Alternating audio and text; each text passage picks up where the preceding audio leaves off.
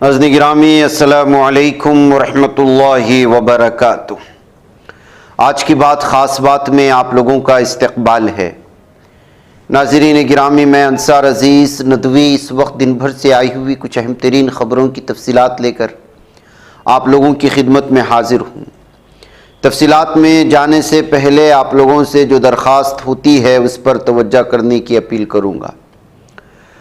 आइए पहली खबर की जानिब बढ़ते हैं। लोकसभा में हिज़्ब इख्तिलाफ के कायद और कांग्रेस लीडर राहुल गांधी ने 2028 के मध्य प्रदेश असम्बली इंतखाबात से कबल वोटर लिस्ट में मुमकिना हेरा फेरी के मुतालिक कारकुनान को खबरदार किया है।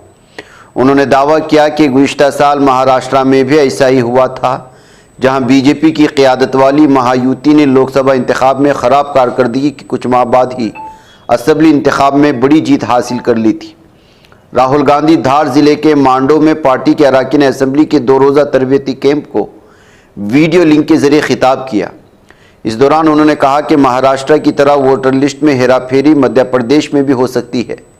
साथ ही उन्होंने कहा कि अगर कांग्रेस मध्य प्रदेश में हुकूमत में लौटती है तो ज़ात पर मबनी मरदमशुमारी कराएगी और सरकारी नौकरियों में दलितों, पसमानदा तबकों, कबायलियों, ख़वातीन की नुमाइंदगी में इजाफा करेगी। तेलंगाना में ख़वातीन को दी जाने वाली मुफ्त बस सर्विस के तहत अब तक मजमूई तौर पर 200 करोड़ से ज़ायद मरतबा सफ़र किया जा चुका है। रियासती रोड ट्रांसपोर्ट कॉरपोरेशन के मुताबिक स्कीम के तहत ख़वातीन की जानिब किए गए इन तमाम सफ़रों की मजमूई मालियत तकरीबन 6700 करोड़ रुपये बनती है, जो हुकूमत ने RTC को बतौर ज़र ज़मानत जारी किए। बांग्लादेश की राजधानी ढाका में पीर को पेश आने वाले अफसोसनाक फ़िज़ाई हादसे में मरने वालों की तादाद बढ़कर 31 हो गई, जिनमें 28 स्कूली बच्चे शामिल हैं। बांग्लादेशी फ़िज़ाइया का चीनी साख्ता F-7 तैयारा टेक्निकी ख़राबी के बायस ऑपरेशनल मश्क के दौरान उत्तरा के इलाके में वाक़ माइलस्टोन स्कूल एंड कॉलेज की इमारत से टकरा गया था। तैयारा 2 मंजिला इमारत पर गिरती ज़ोरदार धमाके से आग भड़क उठी थी, जिसके नतीजे में दर्जनों तलबा बुरी तरह से झुलस गए थे। दिल्ली एयरपोर्ट पर आज उस वक्त अफरा तफरी का माहौल पैदा हुआ जब एयर इंडिया के मुसाफिर तैयारे में लैंडिंग के वक्त आग लग गई। तैयारा हांगकांग से दिल्ली पहुंचा था और लैंडिंग के बाद फ़ौरन मुसाफिरों अमले के एहलकारों को उतार कर महफूज मकामात पर पहुंचाया गया। बताया जा रहा है कि आग तैयारा के ऑक्सिलरी पावर यूनिट में लगी थी। राहत की बात यह रही कि वक्त रहते सभी मुसाफिरों को निकाल लिया गया और किसी को भी नुकसान नहीं पहुँचा। सुप्रीम कोर्ट के आईनी बेंच ने सदर जमहूरिया द्रौपदी मुर्मू की जानिब से भेजे गए सवालात पर मरकज़ी हुकूमत और मुल्क की तमाम रियासतों मरकज़ के ज़ेर इंतज़ाम इलाकों को नोटिस जारी कर 1 हफ्ते में जवाब तलब किया है। आईनी बेंच में chief justice of India B.R. Goyal, justice Suryakant, justice Vikram Nath, justice P.S. Narasimha और जस्टिस चंद्रकर शामिल हैं। आईनी बेंच की सदारत कर रहे CJI R. गोयल ने कहा कि आइंदा समाअत में हम मुद्दतकार तय करेंगे। अदालत इस मामले पर अगली समाअत 29 जुलाई को करेगी। सदर जमहूरिया के 14 सवालों पर गौर खोज करेगा। सुप्रीम कोर्ट, मरकज़ी और रियासती हुकूमत को नोटिस दे दिया गया है। उत्तर प्रदेश की उन्नाव वाक़ई गांव में उस जगह पर ज़ोरदार धमाका हुआ जहां पटाखों का ज़ख़ीरा रखा गया था। बताया जाता है कि धमाके इस कदर तेज़ थे कि उसके पास रखी हुई ईंटें तकरीबन 800 मीटर दूर तक जा गिरी थी। एक ईंट खेत में काम कर रहे नौजवान को लगी, जिससे वो ज़ख्मी हुआ। अलावा से पटाखों के ज़ख़ीरे के करीब आराम कर एक बुजुर्ग की उस हादसे में मौत हुई। इस धमाके की आवाज़ काफ़ी दूर तक सुनाई गई और लोगों में दहशत सी पैदा हुई। सुप्रीम कोर्ट ने उत्तर प्रदेश हुकूमत के उस हुक्म पर रोक लगाने से इनकार कर दिया, जिसके तहत कांवड़ यात्रा के दौरान यात्रा के रास्तों पर वाक़ई खाने पीने की दुकानों, ढाबों, होटलों पर QR कोड लगाना लाजमी करार दिया। इस QR कोड के जरिए दुकान या रेस्तोरां के मालिक की शनाख्त की जा सकती है। इस हुक्म को सुप्रीम कोर्ट में चैलेंज किया गया था, लेकिन अदालत-ए-उज़्मा ने फिलहाल इस पर कोई रोक लगाने से इनकार कर दिया है। यमन की जेल में बंद हिंदुस्तानी नर्स नमीशा प्रिया की रिहाई अब तक यकीनी नहीं हो पाई। खून बहा कबूल करने से मकतूल के ख़ानदान वालों ने साफ इनकार कर दिया है। इसके बावजूद नमीशा की घरवाली उम्मीद लगाए बैठे कि नमीशा को सुनाई गई फांसी की सज़ा मनसूख हो जाएगी। फिलहाल फांसी की सज़ा मौखर की गई। मामला अदालत में। इस दरमियान ईसाई मजहबी पेशवा डॉक्टर K.A. पॉल ने दावा किया है कि नमीशा प्रिया की रिहाई जल्द अमल में आएगी। दिल्ली पुलिस की साउथ वेस्ट डिस्ट्रिक्ट साइबर थाना टीम ने एक बड़े ऑनलाइन धोखाधड़ी के नेटवर्क का पर्दाफाश किया है, जिसमें लोगों को फर्जी वर्क फ्रॉम होम जॉब का झांसा देकर लाखों रुपए की ठगी की गई। पुलिस ने मामले में 4 साइबर मुजरिमों को गिरफ्तार किया। तमाम अफराद सोशल मीडिया प्लेटफॉर्म खुसूसन टेलीग्राम के जरिए लोगों से रब्ता करते थे, उन्हें घर बैठे कमाई का लालच देकर फंसा लेते थे। मुंबई ट्रेन धमाकों के मामले में 12 मुलजिमीन को बाइज्जत बरी किए जाने की मुंबई हाईकोर्ट के फैसले के खिलाफ महाराष्ट्र हुकूमत सुप्रीम कोर्ट पहुंच गई है। इंसदाद दहशतगर्दी स्क्वाड ने हाईकोर्ट के फैसले के खिलाफ सुप्रीम कोर्ट से इल्तिजा की। इस पर सुप्रीम कोर्ट ने समाअत के लिए 24 जुलाई की तारीख मुकर्रर कर दी है। ICICI बैंक की साबिक CEO चंद्रा कोच्छर को बदनामी मामले में कसूरवार करार दिया गया। एक अपील ट्रिब्यूनल ने वीडियोकॉन कंपनी को 300 करोड़ रुपए का कर्ज पास करने के लिए 64 करोड़ रुपए रिश्वत लेने के सिलसिले में उन्हें कसूरवार माना है।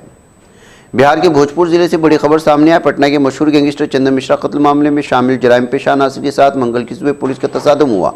ये तसादुम बहिया थाना इलाके में हुआ। पुलिस और STF की टीम ने जराइम पेशा नासिर को घेर लिया। इस पर इधर फायरिंग शुरू हुई। जवाब फायरिंग करते पुलिस ने 2 बदमाशों को गोली मारकर जख्मी कर दिया, जबकि दीगर 3 को गिरफ्तार कर लिया गया है।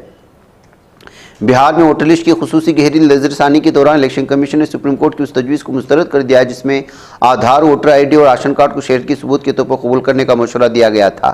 लाइफलाइन की रिपोर्ट के मुताबिक इलेक्शन कमीशन ने अपने जवाब में कहा कि उन दस्तावेजात की बुनियाद पर किसी शख्स की शहरियत का तयन मुमकिन नहीं, क्योंकि आधार खुद शहरियत का सबूत नहीं है और मुख्तलिफ अदालतें भी इसकी तस्दीक कर चुकी हैं। इलेक्शन कमीशन ने बिहार में वोटर लिस्ट की छानबीन तस्दीक में अपने स्पेशल SIR का दिफा किया है। सुप्रीम कोर्ट में दायर जवाब में कमीशन ने कहा वो अपनी आईनी जिम्मेदारी पूरी कर रहा है। जाली वोटर्स को हटाना उसकी जिम्मेदारी है, हकीकी वोटर्स को इससे कोई मसला नहीं है। अमेरिका के मारूफ अदाकार और एमी अवार्ड नामजद मेलकम जमाल वार्नर कोस्टारिका के एक साहिली मकाम पर नहाते हुए डूबकर हलाक हो चुके हैं। उनकी उम्र 54 बरस थी। वार्नर अपने खानदान के हमरा तातिलात मनाने के लिए वस्ती अमरीकी मुल्क कोस्टारिका गए हुए थे। मकामी ज़राए के मुताबिक वो साहिल पर नहा रहे थे जब ये हादसा पेश आया। काबिज जालिम दहशतगर्द सिवनी दरिंदों की जानिब से गाज़ा पर जारी नस्लकुशी और वहशियाना हमलों के नतीजे में गुज़श्ता 24 घंटों के दौरान मजीद 77 निहत्ते फ़िलिस्तीनियों के शहीद होने और 376 लोगों की ज़ख्मी होने की खबरें आई हैं। फ़िलिस्तीन की वज़ारत सेहत ने ताज़ा तीन आदाद-ओ-शुमार जारी करते हुए कहा कि पूरे सिलसिला थमने का नाम नहीं ले रहा और हर गुज़रता लम्हा इंसानी जानों की कुर्बानियों का नौहा सुनाता जा रहा है। गाज़ा के वस्ती इलाके देर अल-बलाह में काबिज इसराइल फौज को उस वक्त एक और कारी ज़ब्त का सामना करना पड़ा जब अल-क़स्साम ब्रिगेड ने मंगल के रोज़ एक सेवनी बख्तबंद गाड़ी को निशाना बनाकर तबाह किया। ये कार्रवाई फ़िलिस्तीनी मुज़ाहमत की जानिब से काबिज रियासत के जराइम के खिलाफ मुसलसल भरपूर दिफा की एक रोशन मिसाल बताई गई है। काबिज इसराइल की मुस्तलद करदा ज़ालिमाना मुहासरे तिब्बी इमदाद की तस्दीर पर संगदिलाना पाबंदियों के बायस गाज़ा की ज़ख्मी इंसानियत एक और अलमियत से दोचार है। मंगल के रोज़ फ़िलिस्तीनी वज़ारत सेहत ने ऐलान किया कि ईंधन की शदीद किल्लत की वजह से गाज़ा की 5 अहम तिब्बी सहूलियात मुकम्मल तौर पर बंद हो चुकी हैं, जबकि बाकी तमाम हॉस्पिटलों की सरगर्मियाँ आइंदा 48 घंटों में रुकने का अंदेशा है। काबी इसराइली रियासत की वहशियाना जंगी मिशनरी ने जनूबी गाज़ा के शहर खान यूनिस खासतौर पर कस्बे ख़िज़ा को इस तरह मिलेमेट कर दिया है कि वो इलाका सिर्फ सेटेलाइट तस्वीर में मलबे के ढेर की सूरत में पहचाना जा सकता है। ये सेटेलाइट तस्वीर उन रूह फरसा मनाजिर की तर्जुमानी करती है जिन्हें ज़मीनी हकीकत में देखना मुमकिन नहीं रहा। बरतानिया के वज़ीर ख़ारिजा डेविड लेमी ने पीर के रोज़ एक ज़ोरदार और दो टोक बयान देते हुए गाज़ा पर जारी खूनरेज़ जंग को फौरी तौर पर रोकने का मुतालबा किया है। उन्होंने वाज़ा किया कि महीनों से जारी खूनी तसादुम का कोई अस्करी हल मुमकिन है और अब वक्त आ गया है कि जंग का खात्मा किया जाए।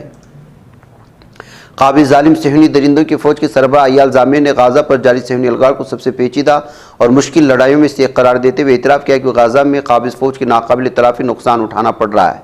उन्होंने तस्लीम किया कि सेहनी फ़ौज एक महंगी कीमत चुका रही है और काबिज इसराइल के मफरूज़ा अहदाफ भी अब तक हासिल नहीं हुए हैं। नाज़रीन गिरामी, आज की बात ख़ास बात में इतना। इंशाल्लाह फिर आप लोगों से मुलाकात होगी। अस्सलामु अलैकुम रहमतुल्लाहि व बरकातुहू।